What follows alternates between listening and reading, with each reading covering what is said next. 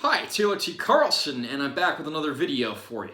If you've watched this channel for any length of time, you know that I'm a fan of video gaming, and I'm here today to do a review for a documentary of sorts that came out a few years ago on gaming that has quickly become a personal favorite film of mine, and it's one that's definitely worth checking out if you're a fan of classic gaming. This movie is called Nintendo Quest.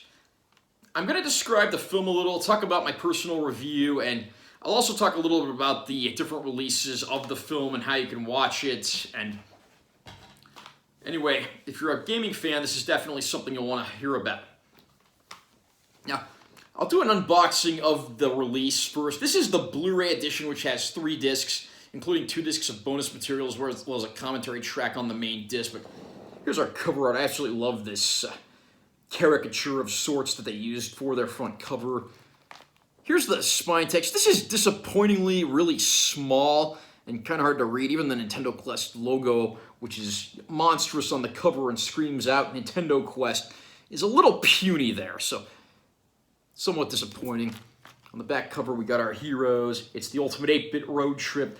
Summary of the movie, and then, description of everyone that worked on the film, and, a film by Rob McCallum, it says in there. That's not the Nintendo seal of quality, and in fact, they even stress on the cover, this is the most unofficial and unauthorized Nintendo documentary ever, which in some ways I think actually makes it better.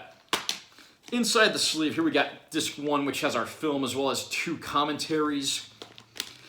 Disc 2 has all the deleted scenes that were cut from the final film. The final movie runs just over 90 minutes, but their original cut was over 3 hours long, so this is basically all the stuff they cut out. And then Disc 3 is some raw interviews that were picked at for the movie.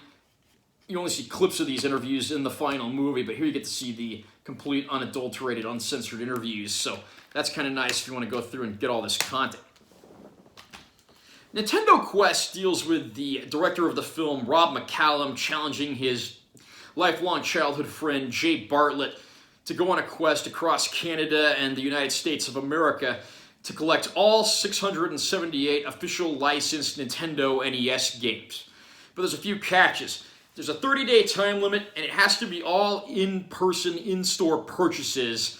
They can't use the internet, can't get help from friends, got to go into the stores and negotiate themselves, taking a long road trip. And along the way, there are interviews with many people in the world of gaming, and a lot of them will share their opinions on why the NES is one of the best systems of all time and why that era of gaming is more memorable than a lot of the more modern games coming out. Guest stars in the movie include, I'm going to just name off what's on the package. There are a few other people, but these are just some of the people that are in it. Tommy Tallarico, Sid Bolton, John Pompa, Mason Kramer, Matt Miller, Michelle Ireland, Brent Dolan, Kerry Swedecki, Thor Ackerland, Billy Mitchell, Walter Day, Ben Gold, Todd Rogers, Triforce Johnson, Patrick Scott Patterson, and Richie Knuckles. Now, obviously, there are some other people in the movie, including a lot of friends and family members of the cast, and everyone's got some interesting stuff to say. I like that this is a documentary of sorts, but it's not quite a documentary because there's actually, a driving plot behind the movie, and it's an interesting quest that you'll really get wrapped up in if you're a fan. It's interesting to learn about what games have become rare and very valuable, and what some people are willing to pay for some of these things is quite astonishing. The movie itself doesn't say a lot about prices, and that's largely because they didn't want to date the film, and I can somewhat agree with that logic, even though it's apparently been a point of contention with a lot of people who have reviewed the movie, and I do appreciate that there are interviews throughout the movie and people share their love for this, as well as some stuff on the history of Nintendo.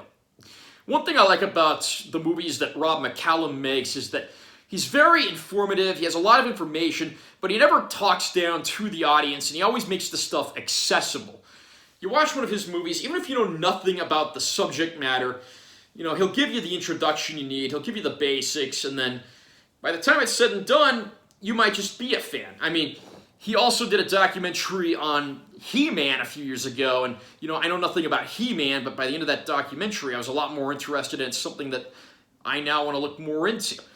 And I like the fact that they went with someone like Jay Bartlett for the hero of this movie. I mean, they didn't just pick some blonde-haired, muscular, pretty boy with all the confidence in the world. They picked a guy that's a little more sheltered, and if you ask me, a little more relatable. I mean, this is a guy who is a diehard fan of video games, Star Wars, rock and roll, and who maybe didn't in the past get out there and do the most social things. So this is him stepping outside of his comfort zone, and I think this makes the movie a lot more personal and a lot more relatable, and that's part of the reason that it's a production that I've really fallen for over the last few years. Now, I mean, there are going to be people that do nitpick certain aspects of this film, and that's somewhat understandable.